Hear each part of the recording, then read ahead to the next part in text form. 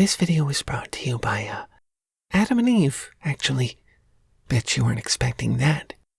Neither was I. Visit adamandeve.com and use code TALE to get 50% off one item and free shipping. And... okay, I think that's it. Are we on? Yeah, I'm not too sure either. This is why I don't do camera stuff. Hi. Hey, glad you can make it. So, this is a little different from what we normally do, but the humans who run this show are always trying out new things. I normally don't quite get what they're trying to do at first, but it usually works out, so I just kind of go with it. I will say this one does sort of seem like a much bigger change than usual, but I mean, I'll give it a shot. Apparently some of you have been saying that our videos give you ASMR? I looked that up, and it's something. One of those things you just have to feel to get, probably, which means I'm probably not getting it anytime soon. No skin to get goosebumps with.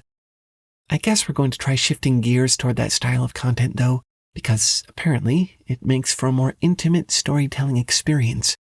That's what they said, anyway. I suppose we'll just have to see. Oh, here, one sec.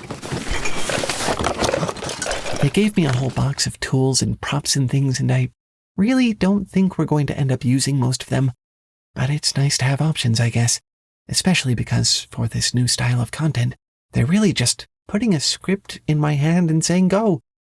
Yep, for the first time ever on Foundry, you're hearing the robot, unscripted. I don't mind. It's just a little strange to be doing it with something so brand new, you know? So, let's get to it. I'm going to try to read this thing I've never read before, in a way that I've never tried reading. It's called The Dragon's Dream. It is a well-known fact that dragons cannot fly. They are simply too big, and their wings are much too small. It is also a well-known fact that dragons do, in fact, fly anyway, because they are magical, and it is what they are supposed to do. But a much less well-known fact, after a long enough time of flying on dreams and fantasies, a dragon's shape begins to change. The wings get bigger, scales thin and feather light, until, to look at one, you would think the whole thing always made perfect sense. They stop needing the magic quite so much. This is no problem for most dragons. Most age gracefully from creatures of pure fantasy into creatures of the world. Most. But this story is about a little dragon who didn't. Every day it would sit in its roost on the mountain, watching the grown-up dragons dip and dive and wheel over the distant peaks, big wings beating in the breeze. It says I'm supposed to blow into the microphone to simulate the sound?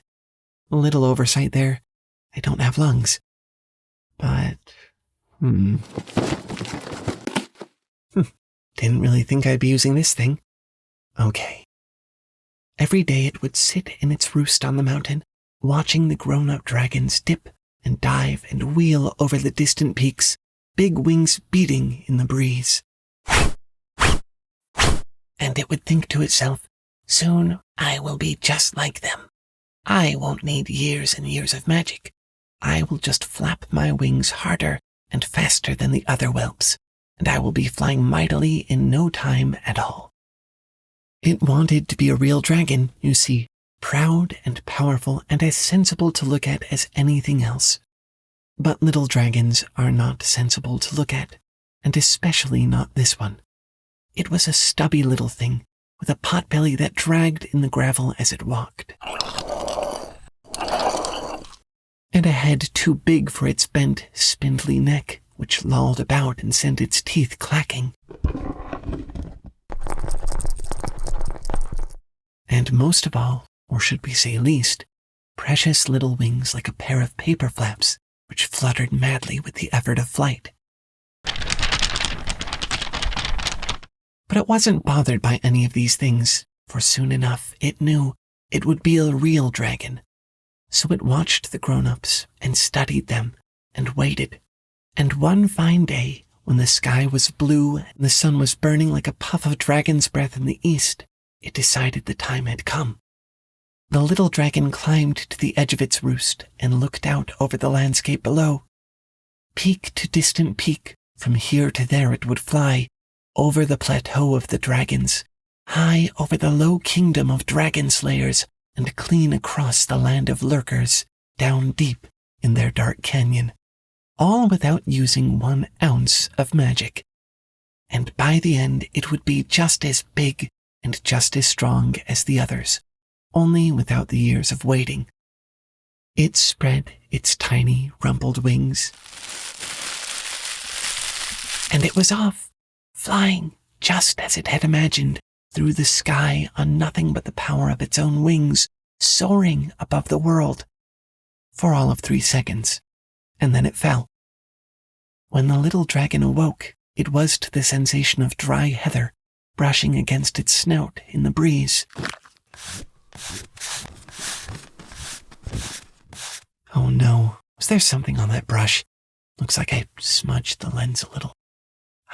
Let's see. Oh, here we are. Hold still, just gotta... There! Oh, thank goodness. I thought I almost ruined our first try at this whole new ASMR channel concept thing. Anyway, where were we? When the little dragon awoke, it was to the sensation of dry heather brushing against its snout in the breeze. It looked about and saw that it had fallen into a field atop the plateau of the dragons. One of the huge older dragons stood over it, staring down. It gave a huff and said in a great deep voice, "I saw you fall. Your wings are much too small for that kind of flying, you know.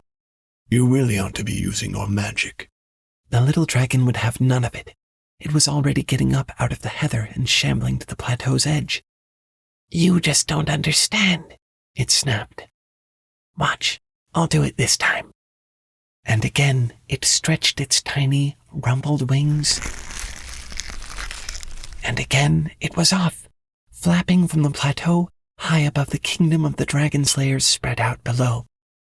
For all of 5 seconds this time. Then, again, it fell. This time when the little dragon awoke, it found itself on the cold stone battlements of a keep. There was no bigger dragon standing over it. Instead, there was... Hey! I know the whole ASMR thing looks fun, but do you mind? We're right in the middle of the story. There was no bigger dragon standing over it. Instead, there was a man made completely out of shining silver, holding a silver knife the length of the little dragon's entire body, snout to tail tip. The little dragon had heard stories about the dragon slayers and began to tremble at the sight of him. But the man only laughed and said, "Cease your shivering, tiny thing. I will not slay you, for there would be no glory in that. You can hardly even fly. Come back when you're as big as the others, maybe in 200 years or so. I'm sure some fellow will have at you then. But not I. Not now." The little dragon had indeed been scared at first, but now it was only angry. It dragged itself, ragged now from 2 great falls, to the edge of the battlement. "You don't understand," it hissed. "I'm about to fly to that far peak on the strength of my own 2 wings, and once I get there, I will be the mightiest dragon that ever was. Shame for you, you just missed your chance to slay me." It did not bother to stretch its rumpled wings this time. It only jumped from the keep and was in the air, sailing from the stonework of the dragon slayer's kingdom, over the black pit of the lurker's canyon, tiny wings beating furiously. And it was working. The distant peak was growing closer. For all of 10 seconds this time, before, once again, the dragon came tumbling from the sky. When at last it awoke, it could hardly see a thing, but it could see, at least, that there was no bigger dragon standing nearby, no man of shining silver, just darkness all around, and strange, distant shapes moving through it. One of them shifted toward the little dragon, seeming to take shape as it rose up out of the shadowy earth. A a shape that looked a lot like... Whoa, hey, whoa, what are you, trying to clean my ears? This isn't that kind of ASMR video. Come on, let's just do the story, okay?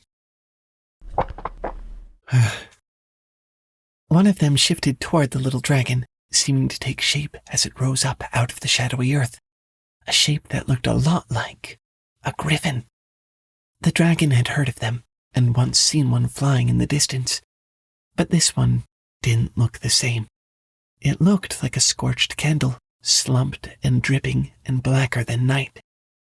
"Welcome," it said, voice gurgling from deep within, "to the land of lurkers. So glad you could join us down here." "I'm not here to join you," said the little dragon. "I have to be on my way to the distant peak. I'm going to be a great dragon when I get there." The thing that was not a griffin laughed a wet, bubbly laugh. "Of course you are. And I was going to be a mighty griffin. And that," said the shape, pointing to another nearby, "was going to be a dragon slayer." "Then what are all of you doing down here?" The shape did something that looked like a shrug. "None of us meant to come. I just wanted to be a famous hunter. My mother and my friends told me not to chase the creatures of the night before I was ready, but I was sure that I could. And one night, following a little ermine, I lost sight of the tree branches in the dark and twisted my wing. Next I knew, I was falling down, down, down, into this place." "Well, why don't you leave then? I'm going to. You should come with." "Oh, no. It's quite nice down here, actually. There's no one to tell me what to do anymore, you see. None of these shapes mind what I do, and I don't mind them. Everyone understands you here. I can be however I like. I do so love it. And judging by the way you came down..." Even in the darkness, the little dragon could see the shape smile its slimy smile. "I think you'll find it quite cozy as well." At this, the shapes began to laugh as one. The little dragon felt the darkness pressing on it like hundreds of fingertips brushing against its horns, its snout, its back. It felt like it was being dragged into the shadows, but it wanted to fly. It wanted to be in the sky, moving among the clouds, the wind on its snout and the sun on its back. And really, what did it matter if it became a powerful dragon today or tomorrow or 200 years from now? It just wanted to get there, not to be stuck here. Before the little dragon knew it, it was in the air, drifting up, out of the canyon. Its wings did their best to flutter as always they had, but it was the dream of being a dragon that filled them with air. Finally, with its magic, it flew to the distant peak. And though its wings were much stronger from the effort, and it did become a real dragon much sooner than the rest because of it, it also knew that the dragon on the plateau and the dragon slayer and the shape in the pit had been right. The magic was there to help. The little dragon didn't have to grow by the strength of its own wings alone, even if it wanted to use them.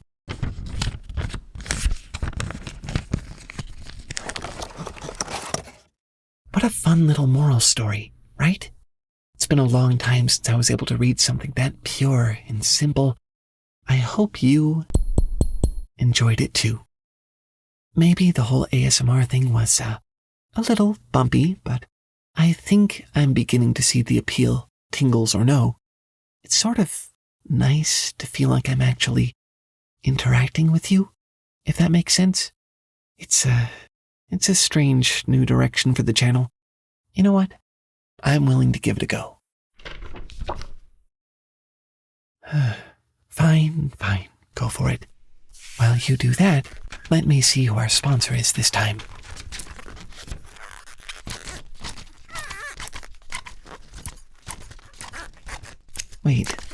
What? Adam and Eve? That is very different from usual. But you know, I don't quite understand how ASMR works. It's a very human thing. I guess if I didn't manage to make you feel human during all of that, this would be a pretty good way for you to fill that gap, huh? I mean, what is more human than having new experiences and sharing them with the people you care about? It's easy for life to just become a kind of rhythm, and I think it's also important to break that rhythm up every now and then. That's how you find the moments worth remembering. Hey, I didn't expect to be whispering into the microphone and doing tingly sound effects for you. And here we are, making an unexpected, but I think very welcome memory. And it's like that with Adam and Eve, too. Between all their high-quality adult toys, detailed guides, and surprisingly creative adult games, they pretty much give you everything you need to try something new and break up that rhythm, make some memories right at home. But trust me, I also know that new experiences can be a little daunting, and this is another reason I really appreciate Adam and Eve. They make it as safe and as private as possible. Everything they send you will be packaged discreetly, and it all comes with a 90-day, no-hassle return policy. All they want is for you to have a shot at something new, no fear of judgment. To make that even easier, they're giving Tale Foundry fans who buy their first item now 50% off and free shipping in the US and Canada. Use the code TALE at checkout. That's TALE, T-A-L-E. It's hard to imagine an easier way to shake things up without even leaving the house. But if that's not already reason enough to pick something up, 20% of Adam and Eve's profits go to fight HIV around the world. So, it's not only going to be a healthy new experience for you, it's literally a good thing to do for the rest of the world, which I am shocked by, and I absolutely love. Again, use code TALE, that's T-A-L-E, at checkout for 50% off your first item. This April, go and make some new memories. Wait, it's April. April 1st. Okay, I've been got.